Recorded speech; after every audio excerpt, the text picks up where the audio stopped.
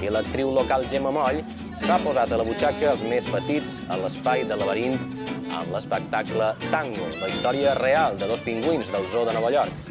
L'expressivitat d'aquesta actriu de teatre musical ja havia passat per les biblioteques de l'illa, però ara li vol donar un nou impuls al seu muntatge. Li havia dedicat tant de temps en aquest espectacle que després vaig dir no, ha d'anar més enllà i ha d'anar al teatre. No? I això és el que ara estic intentant moure. Dur aquest espectacle, ara amb un músic, a més,